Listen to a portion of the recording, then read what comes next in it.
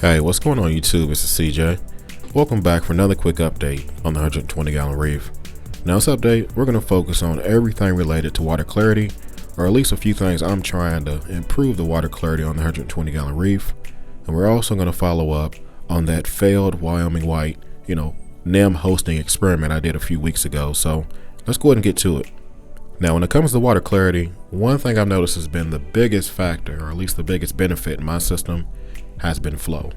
You guys know I love flow. If you haven't watched my Gyre flow video from a few weeks ago, definitely go back and check it out. But in this system, I wanted more. I wanted to increase it. So shout out to Tristan. He actually gave me this idea to remove the nozzles off of my return lines. Now it's accomplished a few different things, and a few different things I actually didn't expect. First and foremost, it increased the flow significantly from my return pump through my manifold, into my display.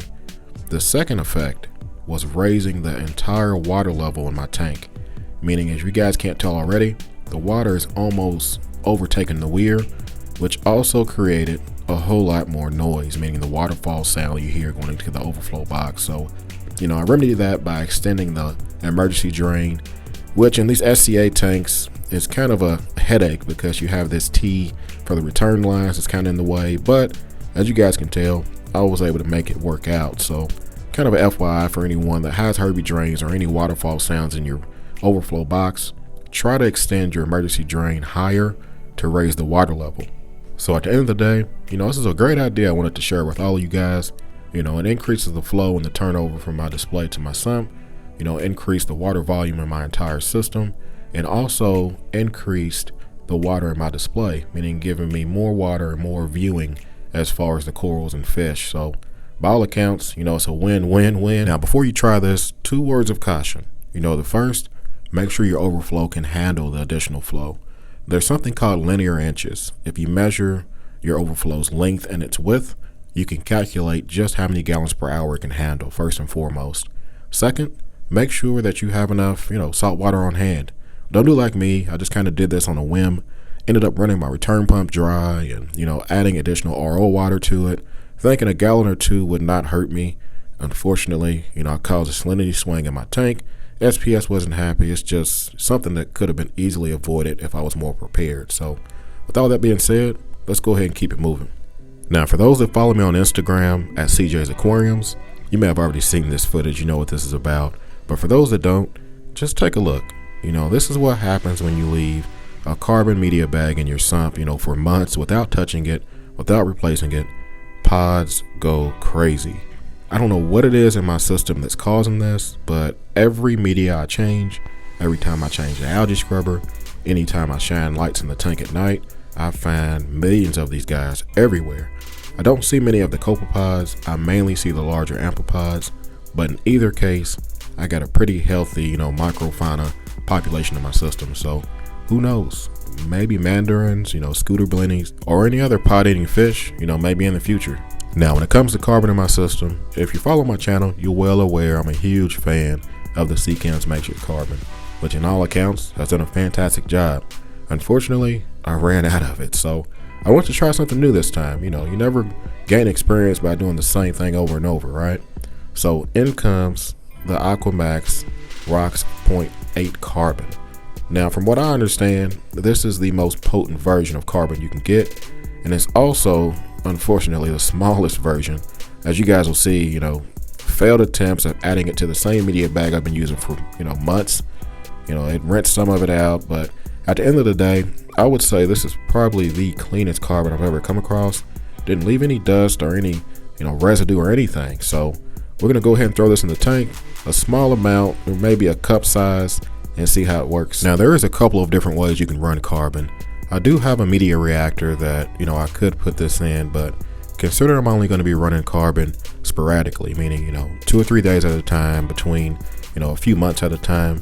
I don't really feel the need of wasting a whole spot on my manifold for a reactor I'm not going to use that often. So, I just add this to the first chamber. It's a very, very high flow chamber in my sump, and I follow that with some mechanical filtration. As you guys know, some of it escaped the bag. I wasn't sure how much was actually going to escape in my tank, so the mechanical filtration should help catch it. This also should help catch any particulates or anything else that's floating my water column. The whole purpose is to just polish my tank as needed, but not over filter my tank 24/7. So that's pretty much the plan. After a couple of days, this is exactly what happens. Everything clogs up. I was a little alarmed by how much carbon actually escaped, but nonetheless, it looks like it was all caught and trapped, along with any other fine particles from the system. So I'm gonna go ahead and get this removed. Now, just in case anyone's new, there's one very important feature built into my sump that allows me to, run such high flow, such a high turnover rate through my system, and basically defy all the rules of contact time and turnover rate that most people have through their sump. It's basically a recirculating or self-cleaning sump, if you want to call it that. The main idea is the return pump feeds the manifold and has an exhaust line that recirculates the water over and over and over through all of my equipment, through my filtration, through my filter floss, before it reaches the display. So what that means is very high turnover rate, very high flow, and multiple chances for contact time with my biological media and my filtration to help super clean the water before it's returned to my display. So besides adding carbon and some mechanical filtration, the last part of my water clarity tune-up has to be micro bubble scrubbing. Now, from what I understand, this is a slightly controversial topic. Some people believe it, some people don't. I am not here to tell you to do it. I'm really just sharing with you guys what I've been doing the last few months, on my own system. So, the basic principle behind it, for those that don't know, is using an air pump, either drawing in air from outside and pushing it through a wooden air stone. Now, the goal is to use a type of air stone that allows you to harvest the micro bubbles, so to say, the really fine mist, the very, very small bubbles that are barely visible to the naked eye. That's what you're looking for. So the best way for me to harvest those bubbles I found is to put the air stone in the chamber before, let the larger bubbles rise and pop, and only allow the smaller bubbles to actually make it over the overflow and have the opportunity for the return pump to grab them and push them through my display. So, it's kind of a guessing game of getting this tune quite right, but the main goal is to allow those bubbles to go throughout your whole tank and actually help scrub your system. So what's the main benefits of even, trying this bubble scrubbing on your tank? Well, fortunately, I've had the opportunity to speak to the main guy who came up with the idea, or the originator, if you want to call him that. So shout out to Cruz, for answering these questions on the live streams I've been able to ask you. But the best way I can explain it, from what I understand, as these bubbles go around your tank, they're so fine and small, they go through everything they can fit through, meaning this porous Bucani rock, all the crevices and, places that I can't get to, these bubbles can reach. And as they're doing this, they're actually attracting the smaller particles, detritus, any of the things that help cloud the water. They're being trapped inside these bubbles. And as bubbles, come together and trap these particles, they rise to your water surface and then go down your overflow.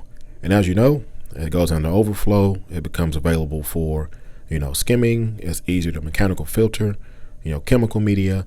And in my case, it also helps benefit my algae scrubber, meaning those smaller particulates and, nutrients that it traps help feed my algae scrubber. So, that's just the easy part. Benefits as far as your water clarity and cleaning your tank.